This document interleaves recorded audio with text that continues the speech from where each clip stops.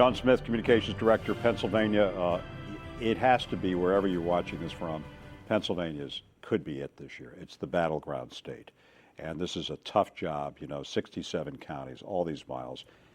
Do you think that the candidates suffered a bit this summer from, number one, the grandeur of his Berlin speech, and the Republicans seized upon that right away, and two, and a lot of people I talk to disagree with me about this, but taking a week's vacation 13 weeks away from the November election?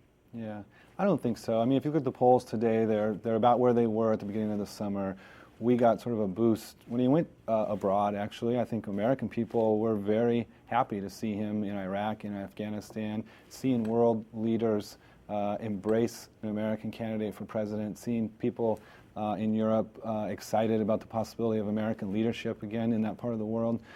So no, I think the race is where it was going to be about this stage of the campaign. We always knew it was going to be close and tough fight, both here in Pennsylvania and across the country. And we feel good about the position we're in right now. How do you feel about this epic race, Dr. Hilty or Jim? We know each other, so I can call you Jim.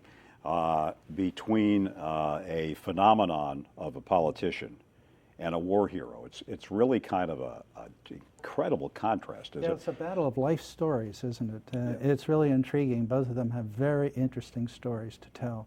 And I suppose the whole question is how those stories are going to play to the American people. Whoever it is that's going to win this election, though, has just a tremendous task in front of them, and that's to reestablish the moral authority of the United States, which has really diminished in the last 6 years. And as Sean said, the Obama campaign wisely, I think, decided to go international with the trip this past summer.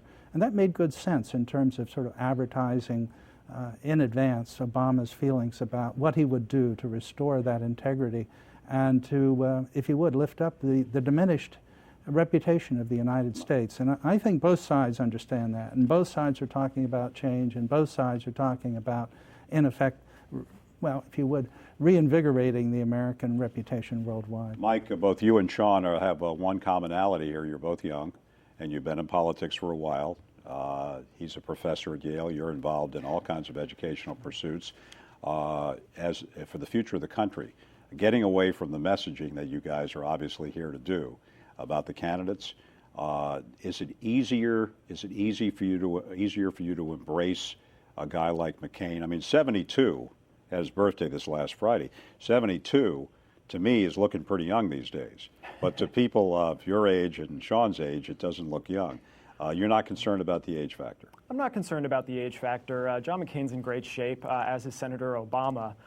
So as a health issue, I'm really not concerned about it. Ultimately, I'm going to be watching this election, as are most voters, and making our decisions based on the issues. And I hope that's where we make this decision between the two candidates.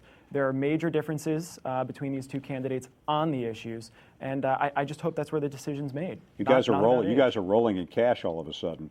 A lot of people, as we pointed out in our broadcast a week ago, with Adam Bonin, who's a finance expert, a lot of people don't realize that every individual can actually, through state committees and national committees, give a total, I believe, of $108,000. And people are saying, why is McCain raising all this money? Because he's taking public funding, but he can use a lot of that money, can't he? He can, but you're right. McCain is taking public funding. He kept his word on that. Senator Obama did not. And as a result, Senator McCain will be at a financial disadvantage for the remaining few months of this election. If you had as much money as Barack Obama had in terms of fundraising, would you have changed your mind if you were John McCain? Gosh, I hope the amount of money I have doesn't influence whether or not I keep my word. How do you respond to that? Well, I don't. Look, you asked if there was a risk for John McCain with his age, and I don't think that's the risk with John McCain. The risk with John McCain is which John McCain are you going to get? You mentioned him being a maverick, and we all remember a time when John McCain was a maverick and took positions that were opposite of the Republican orthodoxy. But 8 years ago, when he couldn't beat George Bush and Karl Rove, he decided to join him. And not only has he adopted... You're saying he likes Karl Rove? Well, Karl Rove did character assassination on him in South Carolina. But he's adopted all those tactics that John McCain used to call unseemly and used to campaign against and speak out against. He's adopted those kind of below-the-belt gutter politics in this campaign. We've seen it. Media, Fox News won't even run the latest ad that's coming out of the Republican side, not the McCain campaign. because of it's just dishonesty.